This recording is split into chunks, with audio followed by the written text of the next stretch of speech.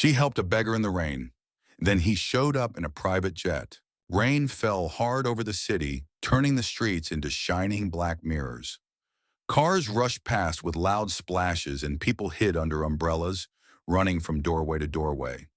But in the middle of that storm, one young woman walked slowly, her old jacket soaking through her shoes, making soft, wet sounds on the pavement. Her name was Mia. She held a cheap plastic bag against her chest to protect the only thing she cared about right now, a box of medicine for her mother. The pharmacy had been crowded, and the rain started before she could get home. She shivered, but she kept walking. Then she saw him. A man sat on the edge of a bus shelter, legs pulled, close arms shaking. He wore a torn coat and water dripped from his hair onto his face. People passed him as if he didn't exist. The rain hit him directly because the shelter's roof leaked. His thin hands tried to cover his head, but it didn't help. Mia stopped. For a moment, she just looked at him through the rain. What would you do in this situation? Would you walk past? Would you pretend you didn't see her heart squeeze painfully? She thought of her mother always telling her, kindness is free. It may save someone one day. Mia stepped closer. Sir, are you okay? She asked softly. The man looked up. His eyes were tired, almost empty. I'm fine, he whispered, though it was clear he wasn't. You're freezing, she said. He gave a weak smile. Rain doesn't choose people. It falls on everyone. Mia opened her plastic bag and pulled out the small umbrella she had bought from a street vendor weeks ago. It barely worked, half broken, but it was better than nothing. She moved it over him to block the leaking water. You don't have to, he began. It's okay, Mia said. I can get wet. You shouldn't. The man looked at her with surprise, like he couldn't understand why anyone would help him. His lips trembled. She reached into her bag again and took out a bread roll she had bought for her lunch. Her stomach growled when she held it, but she still offered it to him. Please eat, she said. He stared at it for a long moment before taking it with both hands. Thank you. Thank you so much. Rain poured harder, running down Mia's hair, dripping from her clothes, but she didn't move. The man ate slowly, like someone who hadn't had real food in days. When he finished, he tried to give her the last bite. You have it, Mia insisted with a smile. Cars sped by, splashing water, but inside that broken bus shelter, something quiet and human was happening, a small warmth in the cold storm. Finally, Mia said, I need to go. My mom is waiting for this medicine. Will you be okay? He nodded. You've helped me more than you know.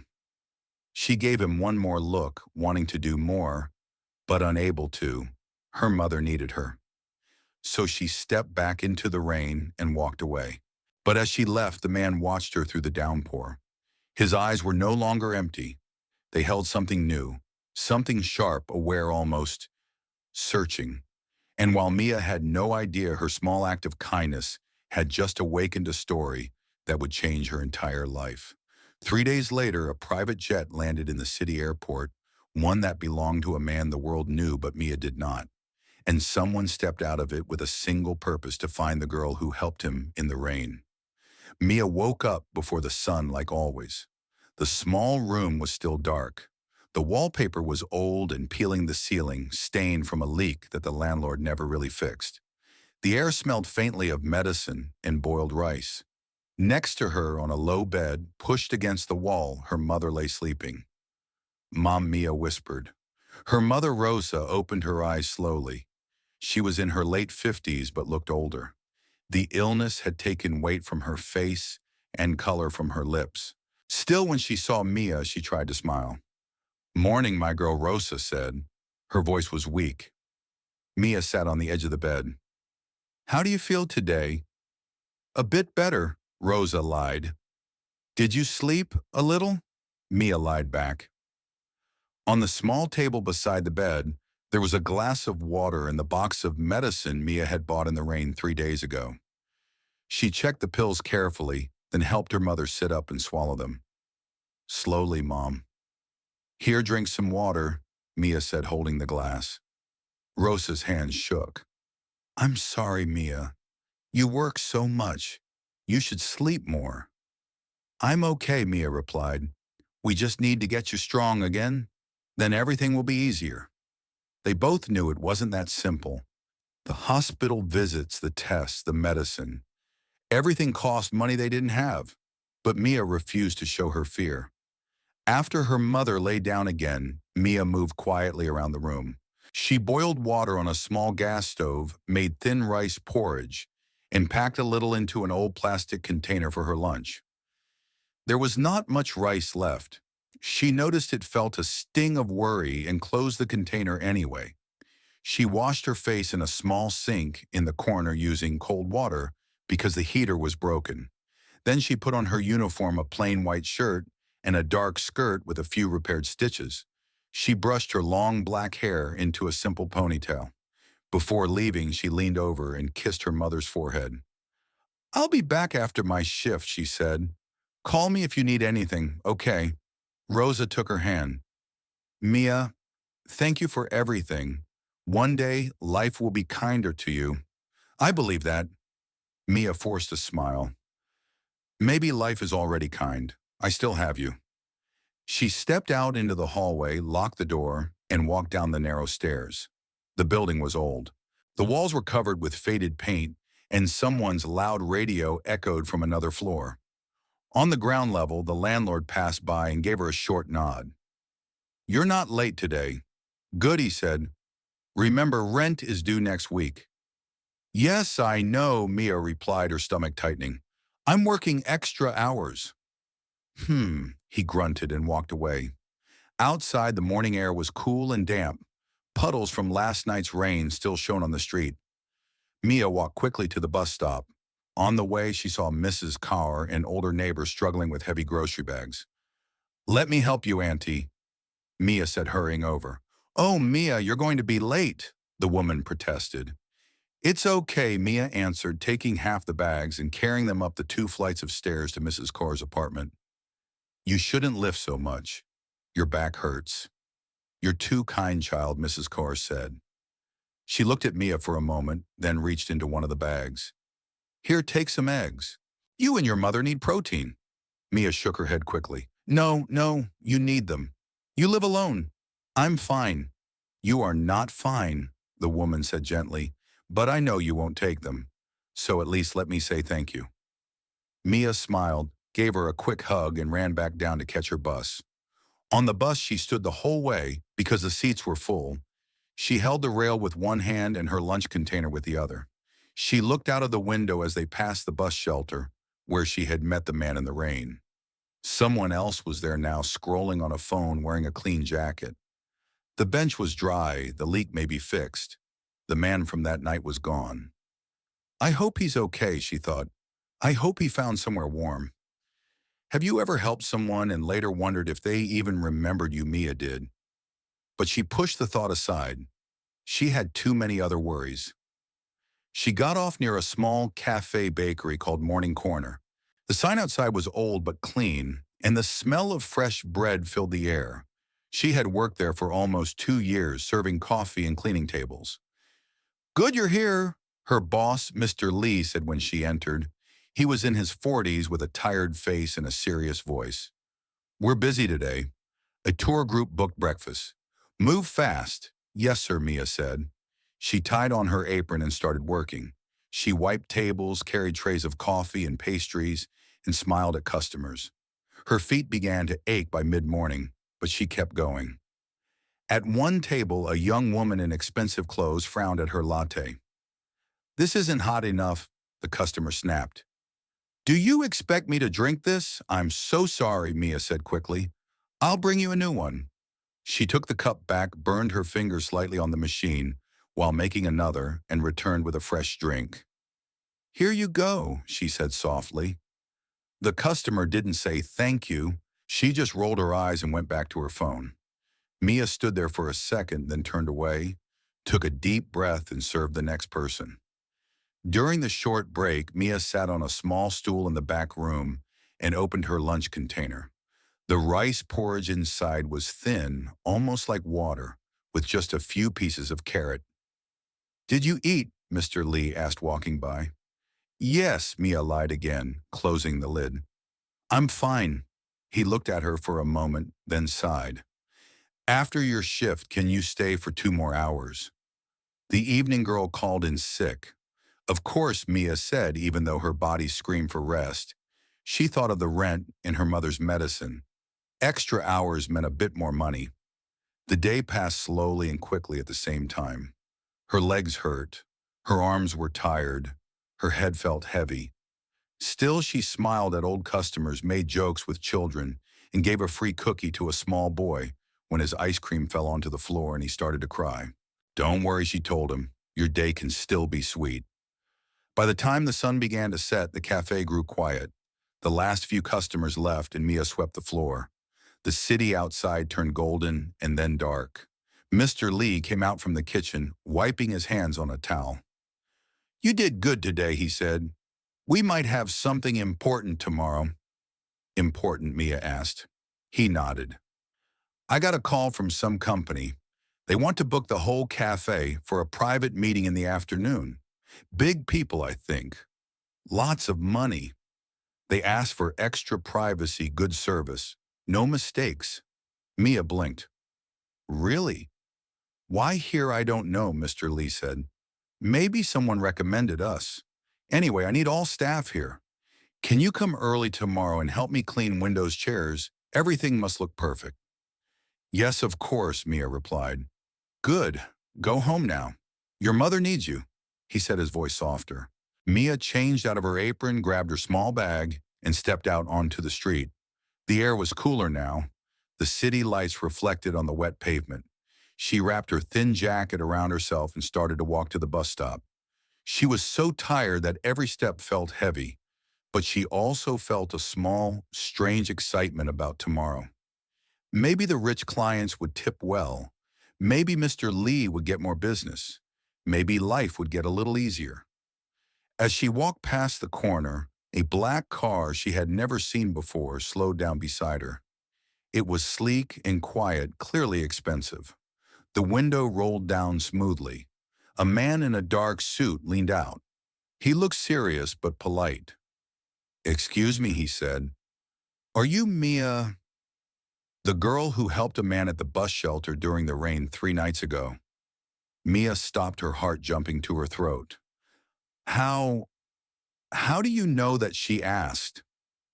The man gave a small, respectful smile. Someone very important has been looking for you, he said. He would like to meet you. The black car idled quietly beside the curb, its engine humming so smoothly it was almost silent. Mia stood frozen, her hands tightening around the straps of her small bag. She had never spoken to anyone who arrived in a car like this. She had never even stood this close to one. The man in the suit stepped out. He wasn't threatening, he moved slowly, carefully, like he didn't want to scare her. My name is Daniel, he said. I work for Mr. Adrian Cross. The name meant nothing to Mia. She shook her head gently. I'm sorry. I don't know who that is. Daniel hesitated. Most people do. He is the CEO of Crossair, one of the largest private aviation companies in the world. Mia blinked. The words sounded unreal to her, like something from another world. I think you might be mistaken, she said quietly. I don't know any CEO. You don't, Daniel said softly. But he knows you, and he wants to thank you. Mia's heart thudded. Her first instinct was fear. Fear that this was a trick. Fear that she was too small and too poor to belong anywhere near a person like that. I really need to go home, she said. My mom is waiting.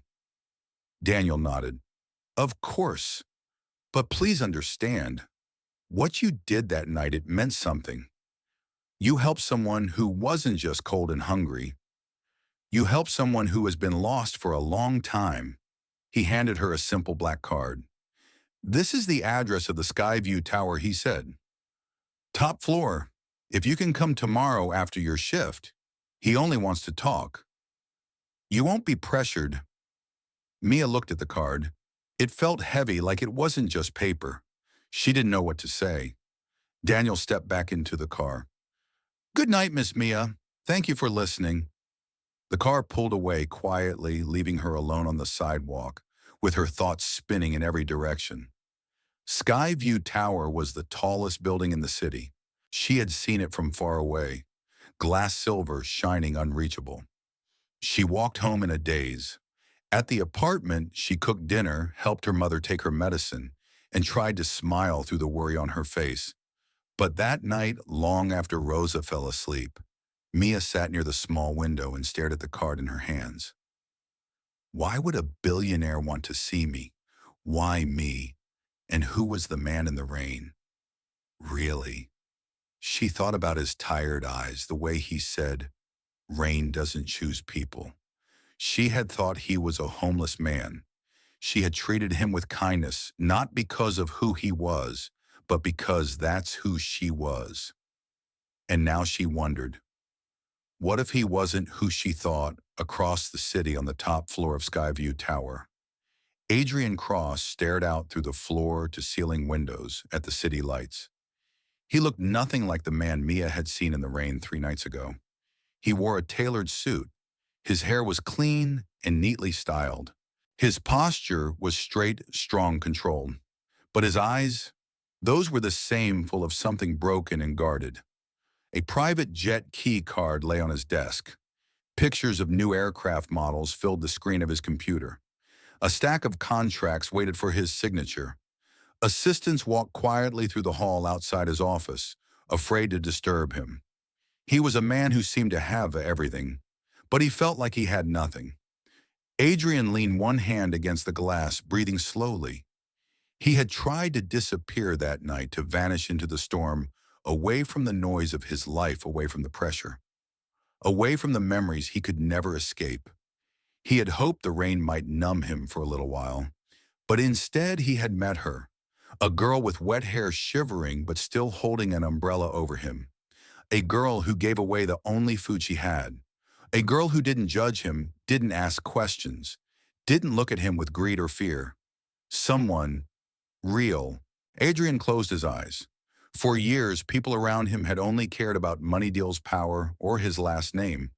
He had forgotten what simple kindness felt like. But in the rain, with her soft voice and worried eyes, he had remembered something. Something he lost long ago.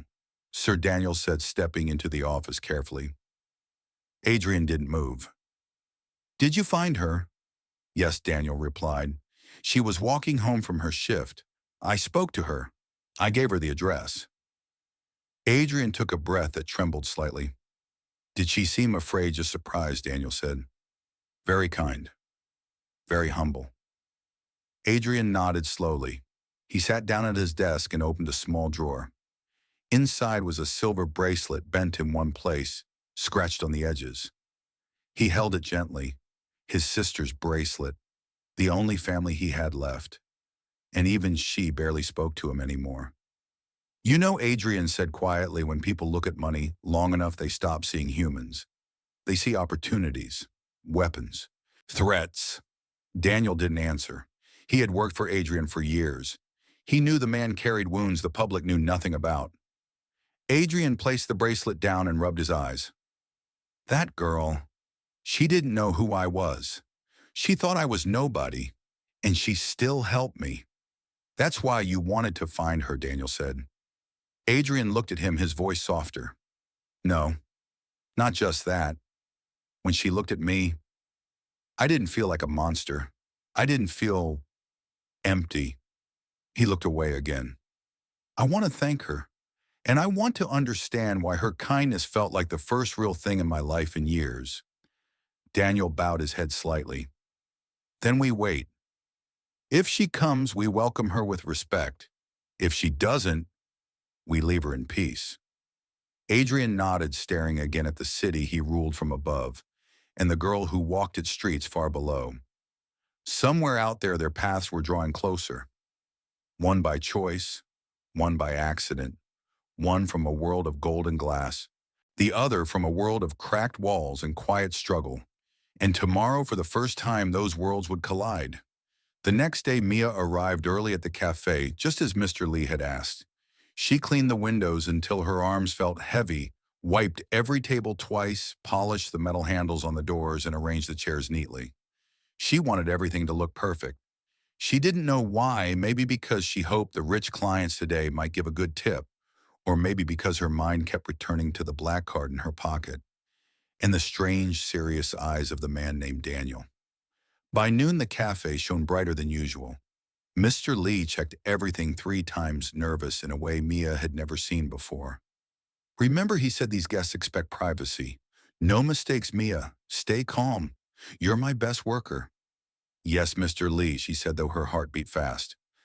At exactly 1:30 p.m., 3 black SUVs and a silver car stopped in front of the cafe. Men in suits stepped out, first scanning the surroundings.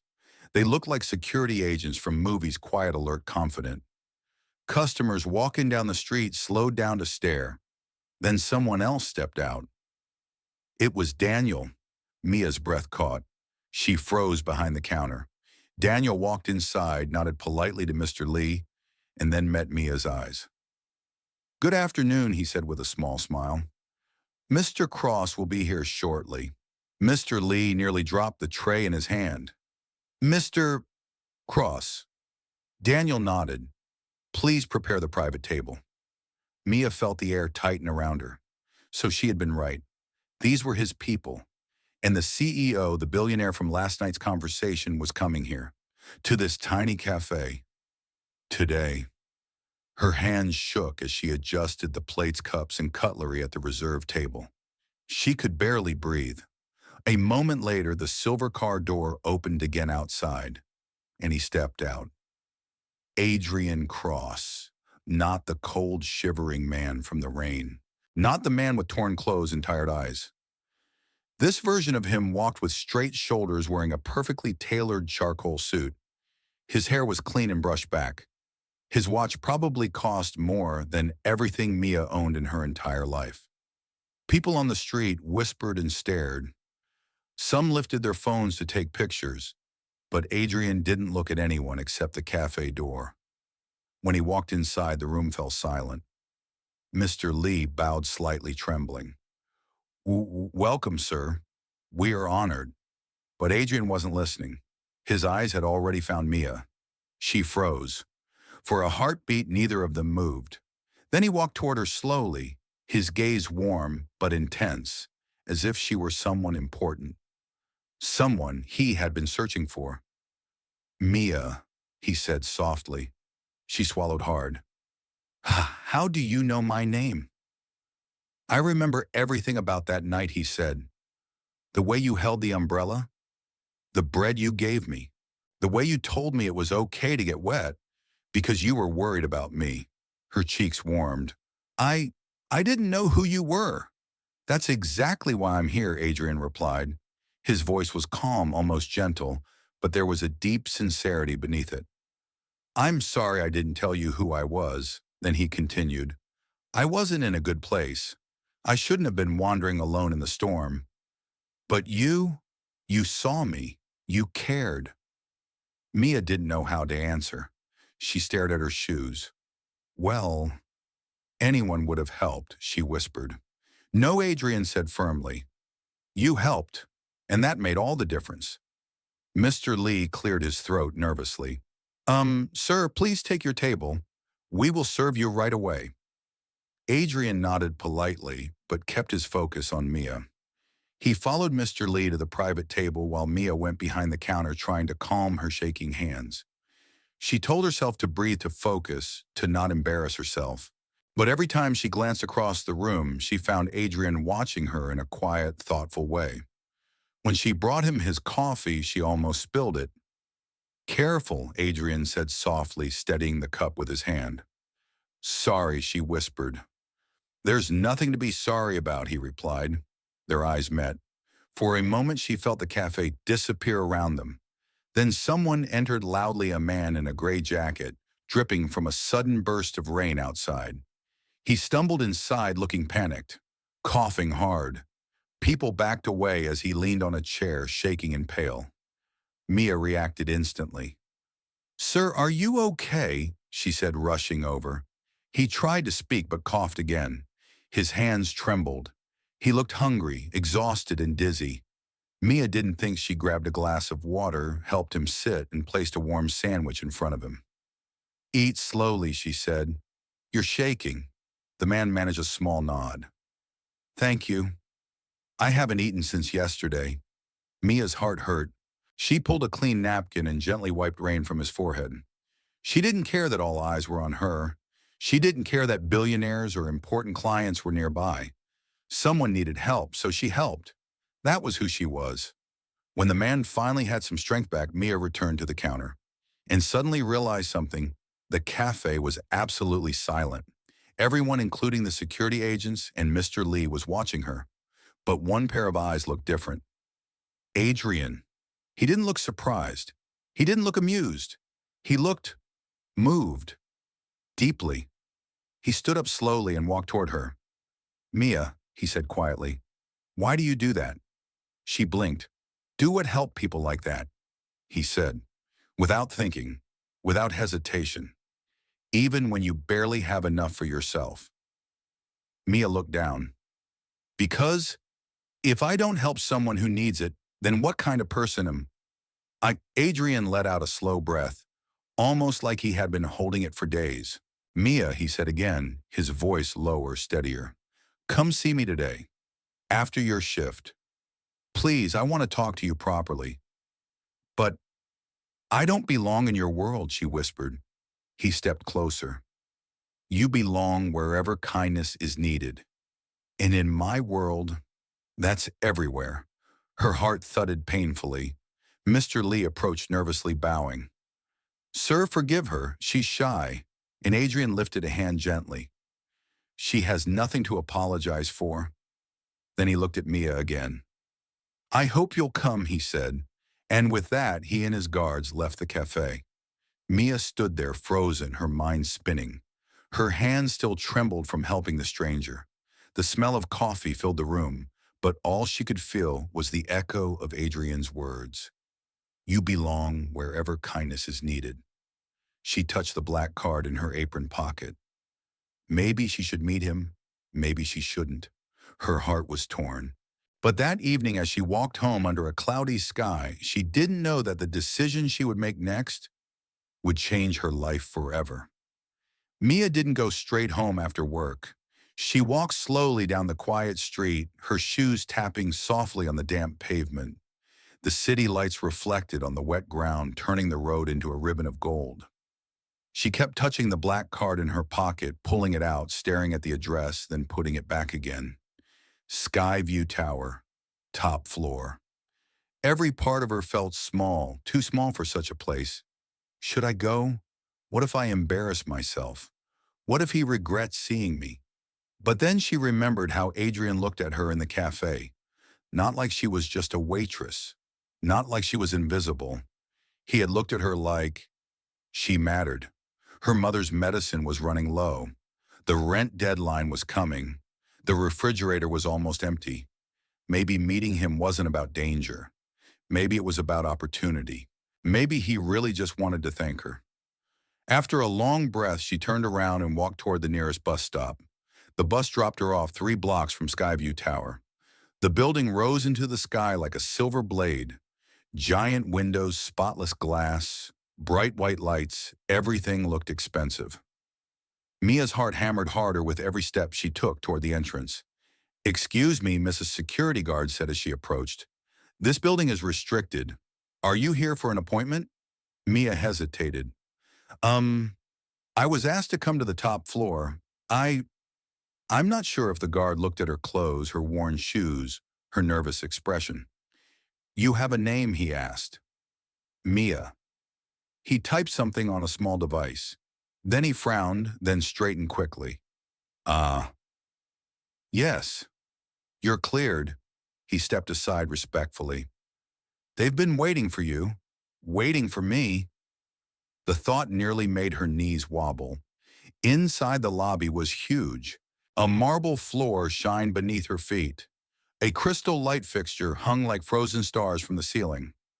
A woman behind a sleek reception desk smiled warmly. Good evening, Mia, the receptionist said. Please take elevator A.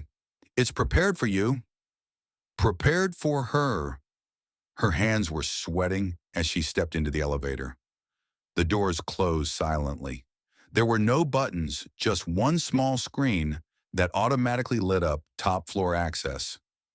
Granted, the elevator rose without sound, fast and smooth. Mia felt her stomach float. She rubbed her palms on her skirt, breathing slowly so she wouldn't faint. When the doors opened, she stepped into a quiet hallway, lined with soft lights. A man in a dark suit stood waiting at the end. Daniel. "Good evening," he said kindly. "I'm glad you came. Mr. Cross is in his private lounge. Please follow me." Mia nodded and walked beside him. Her heart thumped so loudly she wondered if he could hear it. Daniel opened a tall door. "Please go in." Mia stepped inside. The room was beautiful, warm wood, soft lights, a view of the entire glowing city. And in the middle, standing by the window, hands in his pockets, was Adrian. He turned when he heard the door. "Mia," he said softly, "I'm glad you're here." She swallowed. I wasn't sure if I should come." "I know," Adrian said, walking closer. "I didn't want to pressure you, but I hoped you'd give me a chance to say what I couldn't say that night." She looked at him carefully. He was so different from the man in the rain, yet something in his eyes was the same tired, lonely searching. "You don't owe me anything," she said. "I just helped you a little." Adrian shook his head. "No, you helped me more than you can imagine." He motioned toward the couch. "Please sit." She sat carefully. Adrian sat across from her, elbows resting on his knees. He wasn't looking down at her. He wasn't trying to intimidate her. He was looking at her like he was speaking to an equal. "I want you to understand something," he began quietly. "That night, I wasn't myself. I was going through something difficult. I was trying to escape everything: pressure, family, my own thoughts." Mia nodded slowly. "I'm sorry you felt that way." He smiled gently. "You don't need to be sorry for me. You just helped me remember what humanity feels like." Mia's cheeks warmed. She didn't know what to say. Adrian continued, "I want to do something for you, not because I pity you, not because I owe you a debt, but because I believe kindness should come back to the person who gives it." Mia's heart tightened. I don't want money. "And I'm not offering money," Adrian said. "I know you're proud, and you should be." He took a breath. "What if I offered you opportunity, a way to change your life, to help your mother, to stop worrying every time you look at a bill?" Mia's fingers tightened on her skirt. "I don't understand." Adrian leaned back slightly. His expression softened. "I own a charity program," he said. "It helps people with medical bills, education, jobs. I want you to join it. I want to support your mother's treatment, and I'd like to help you continue studying if you want that." Mia froze. Her mind became silent, completely silent.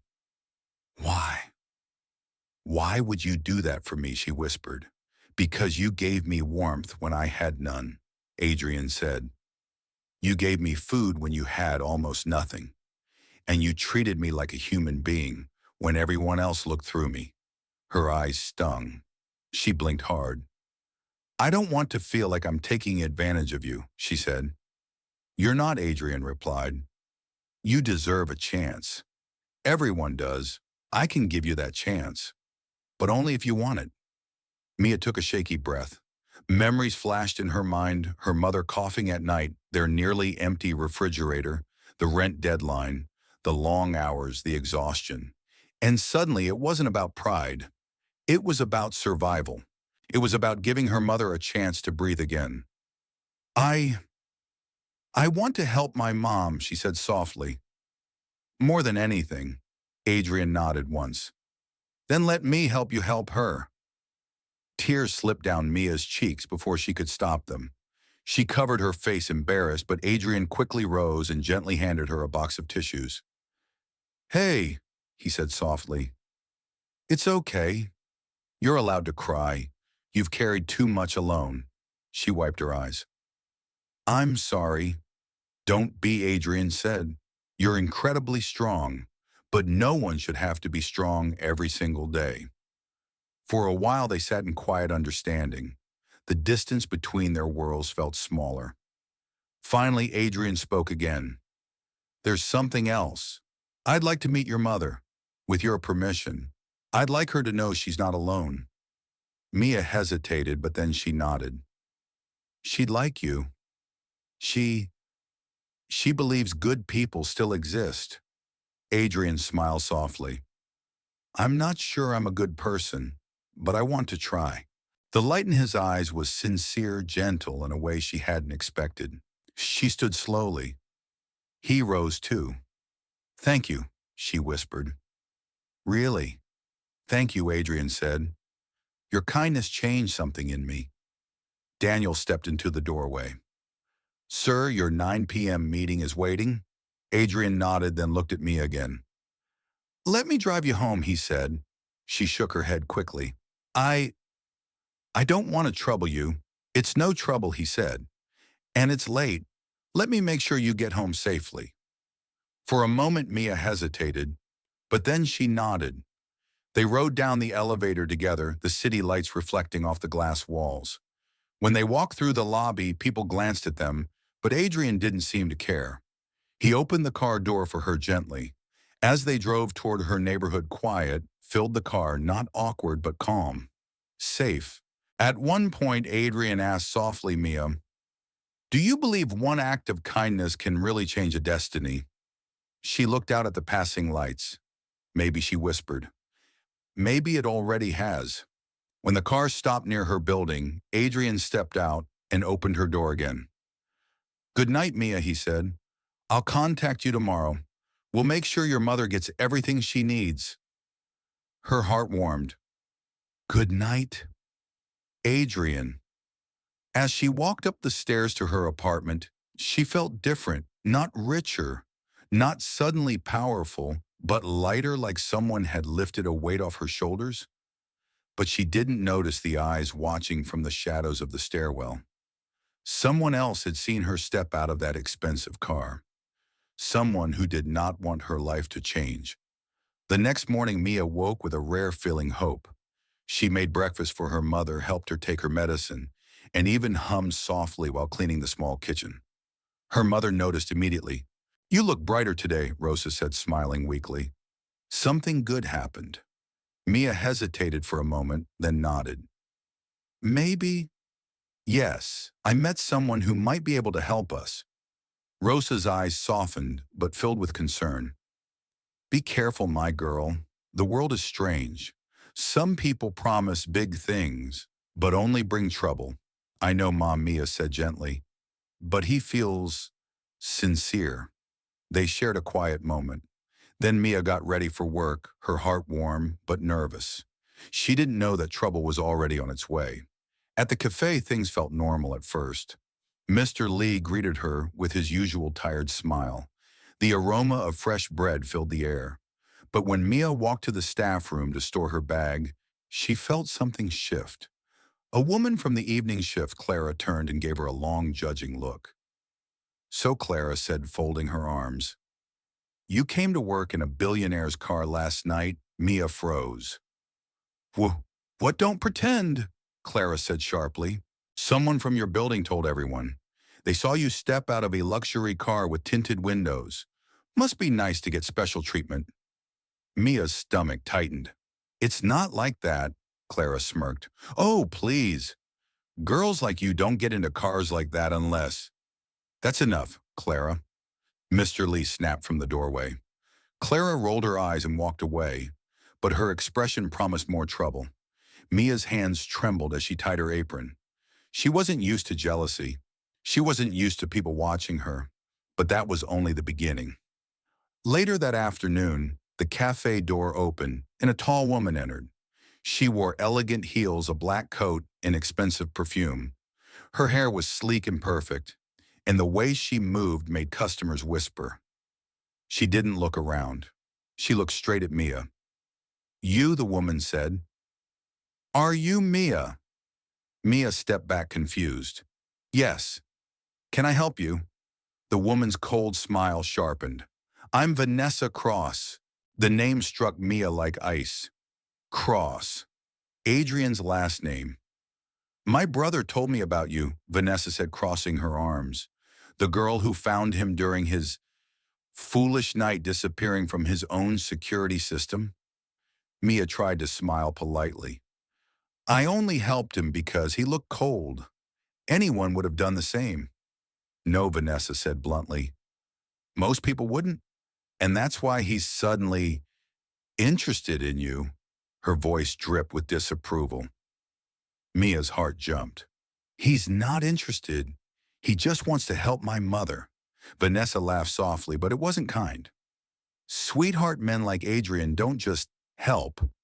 They don't waste time unless something benefits them or someone is manipulating them. Mia flinched. I'm not manipulating anyone.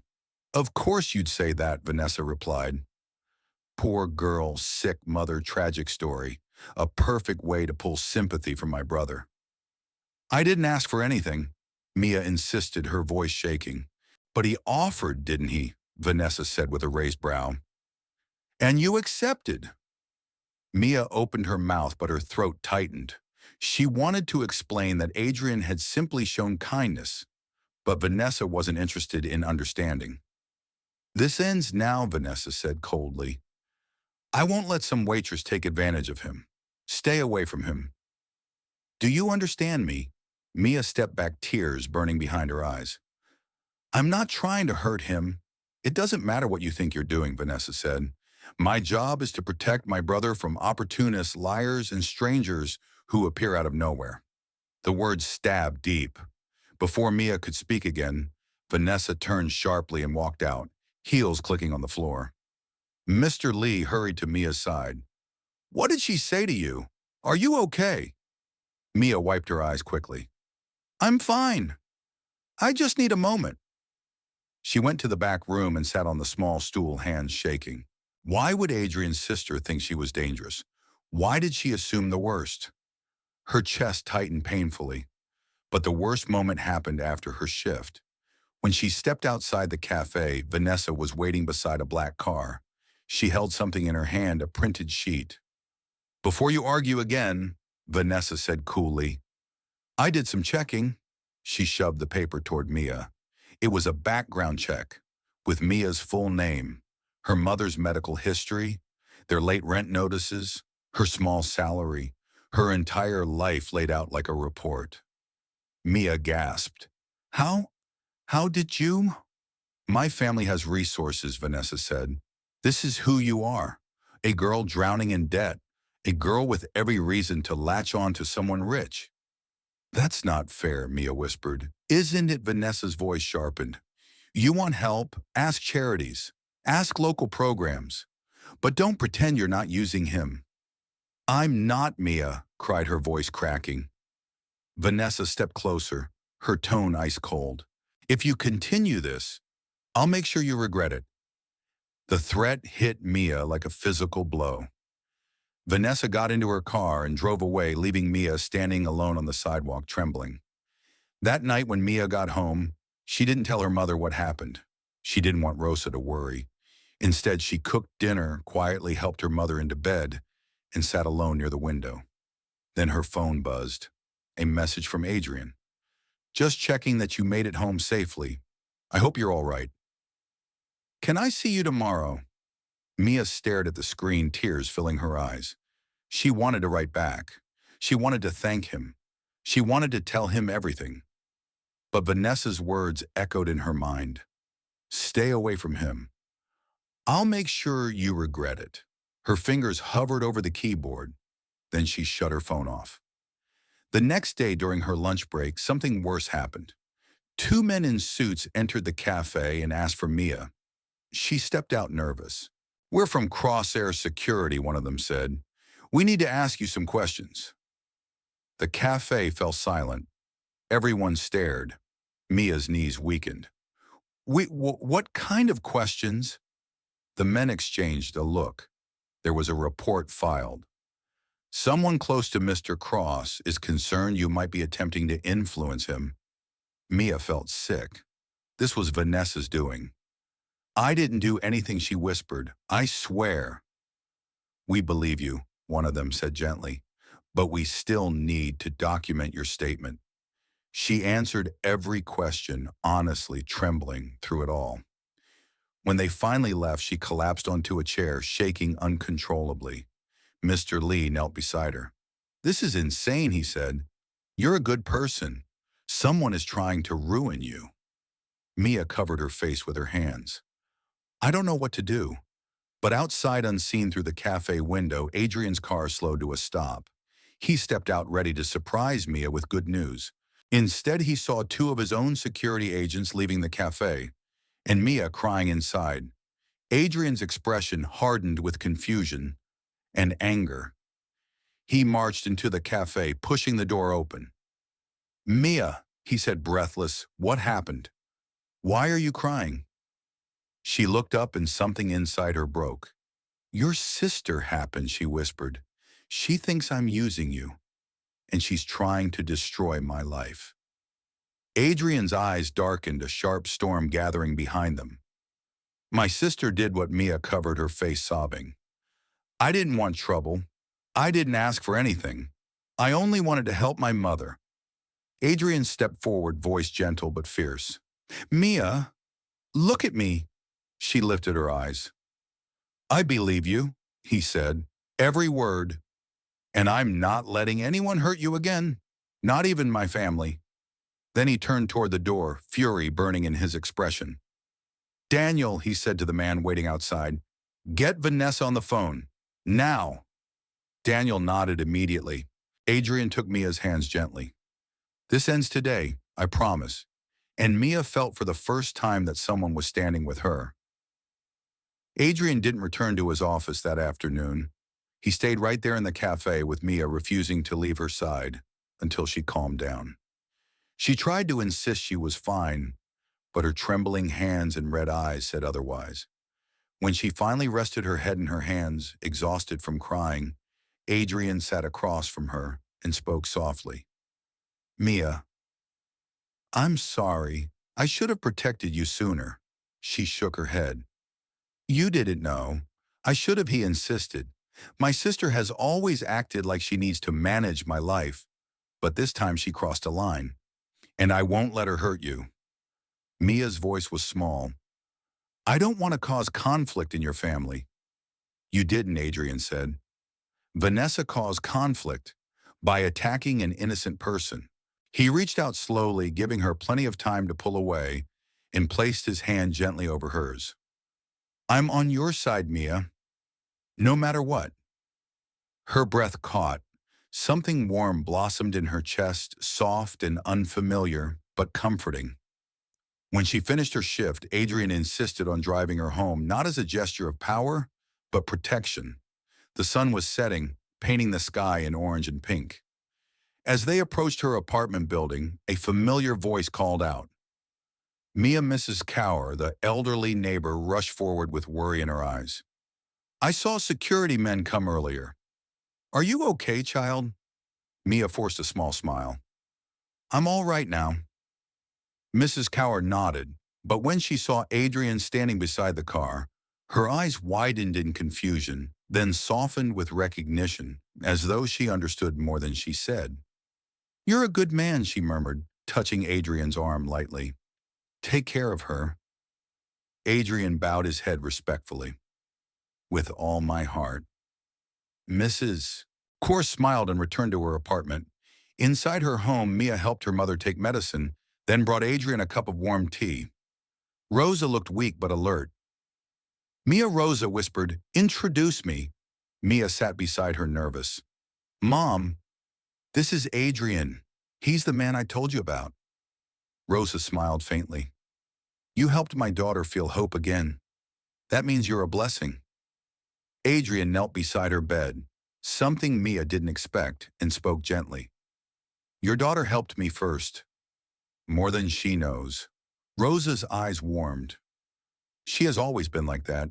She gives even when she has nothing. Mia looked down, cheeks burning. Adrian held Rosa's hand. Let me help you. No conditions, no pressure. I simply want you both to have a chance at a better life. A tear slipped from Rose's eye. Thank you. You're a good man. Adrian's voice softened. I'm trying to be. The room filled with quiet warmth, a kind of peace Mia had not felt in years. 2 days later, a car picked them up for Rose's first specialist appointment fully paid for. The doctor was gentle and patient. He explained treatment options, planned new tests, and even arranged home care. Mia held her mother's hand the whole time, crying in relief. After the appointment, Adrian walked them out. More tests will follow, he said, but the doctor thinks she can recover strength with proper care. Mia leaned against the wall, covering her mouth with both hands. Thank you, Adrian. Thank you so much. He shook his head. No tears now. Things are getting better. But that night, life changed again. Vanessa arrived at Skyview Tower, unexpectedly demanding to see her brother. Daniel warned Adrian, but it was too late. She stormed into his office, her voice sharp and cold. Adrian, we need to talk. You humiliated me in front of security. I won't allow that. Adrian stood tall, calm, but firm. You humiliated yourself by attacking an innocent woman. Vanessa scoffed. She's using you. Can't you see that? No. What I see, he said, is that kindness threatens you. Vanessa's face went cold. You're losing control. No, Adrian said quietly. I'm finally gaining it. She shook with frustration. You want to destroy everything we built because of a waitress? I'm trying to save someone who saved me, he replied. And save myself. Vanessa stared at him, then turned pale. You've changed, she whispered. Adrian shrugged slightly. Maybe for the better. Then he delivered the final blow, gently but decisively. Stay away from Mia. If you interfere again, you're out of the board. Vanessa stared at him in shock. His voice had never been so steady. She realized arguing was pointless. She left without another word. The moment the door shut, Adrian sank into his chair, tired but relieved. Over the next week, Mia's life quietly transformed. The hospital arranged new treatments. Rosa grew stronger, her voice steadier. New groceries arrived weekly from a service Adrian arranged, even though Mia protested. Adrian visited often, not as a savior, but as a friend. Sometimes he helped with house chores. Sometimes he brought books Mia used to love, but abandoned years ago. Sometimes they sat on the rooftop in the evening breeze watching city lights. They really talked, about her dreams, about his loneliness, about fears neither had ever spoken aloud. Day by day, a soft connection grew steady, warm, unhurried. One evening, they sat on the rooftop again. The wind was gentle. Mia hugged a blanket around her shoulders and Adrian sat beside her, elbows on his knees. Mia, he said quietly, I want to ask you something. She turned to him. Do you still feel afraid of being part of my world? She hesitated. Yes, a little. Why? Because I don't belong, she whispered. I'm just me. Adrian leaned closer, his voice softer. You're kind. You're strong. You care about people without expecting anything. That's exactly what my world needs. She looked down at her hands. I don't want you to feel responsible for me. I don't, he said. I feel connected to you. Mia's breath caught. Adrian, he smiled gently. I'm not asking for anything. I just want you to know what's in my heart. Her eyes softened. I feel something too, but I'm scared. He lifted her hand slowly, brushing his thumb over her fingers. I'll be patient, he said quietly. I won't push you. I just want the privilege of walking beside you. At your pace. Her cheeks warmed. You really mean that? With everything I have? For a moment, the world felt completely still. Then slowly, Mia rested her head against his shoulder. Adrian tensed for a second, then relaxed, letting out a breath he had been holding for weeks. The city lights glowed beneath them. Two worlds that never should have touched. Finally did. But in life, healing is not loud. It is gentle. It is the sound of someone saying, I believe you. The feeling of someone staying beside you even when it's inconvenient. And as Mia and Adrian sat together under the evening wind, their hearts felt lighter, hopeful, safe. A new beginning began in silence. The weeks that followed felt like a quiet sunrise in Mia's life, warm, steady, and full of small miracles she once believed were impossible. Her mother's strength returned a little more every day. Rosa could walk farther, breathe easier, and even help Mia fold clothes again. The house once filled with worry now felt brighter. There was laughter at the dinner table again, soft, tired laughter, but real. Mia's job at the cafe changed too. Customers noticed she seemed lighter, calmer. She still worked hard, still served people with the same kindness, but there was something different in her eyes, a spark of peace. And Adrian. He became part of her life in the gentlest way. He visited often but never arrived with noise or drama. He sat with her mother to talk about books. He asked Mia about her day and truly listened. He didn't shower her with gifts. He didn't overwhelm her with grand gestures. Instead, he offered something she had never received from anyone outside her family time: patience, steady kindness. One Friday evening, they met on the rooftop again. The sunset burned gold over the city, and the wind was soft and warm. Adrian stood beside her, hands in his pockets.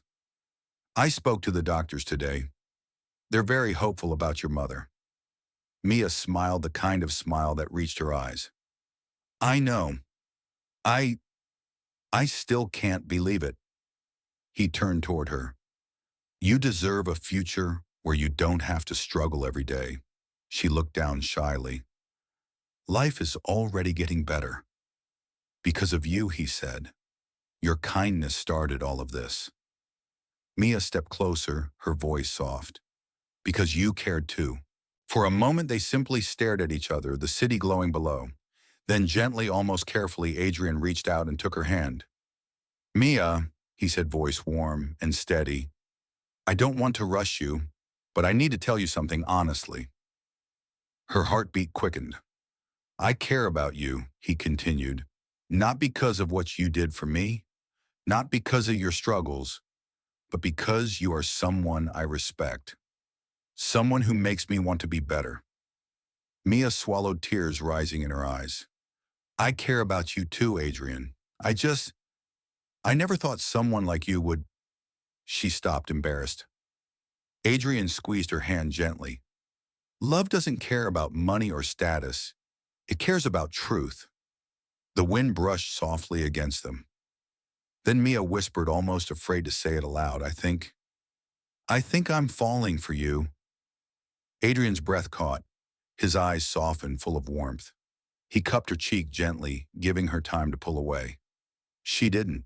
Their foreheads touched lightly, and Mia's eyes drifted close. May I? Adrian whispered. She nodded.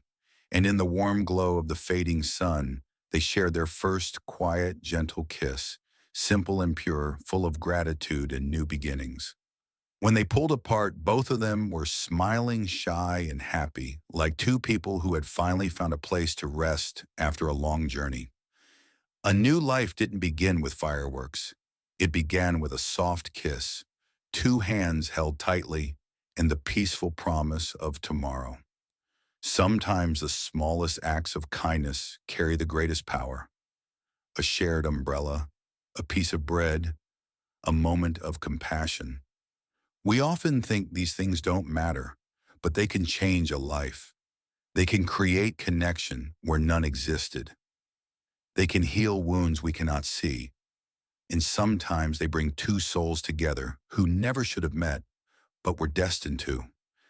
So be kind even when no one is watching. You never know whose heart you might touch. If this story touched your heart, please consider giving it a like. It really helps the channel grow. Share it with someone who believes in kindness or someone who needs a little hope today. And don't forget to subscribe for more emotional, life-changing stories every week. Your support means the world.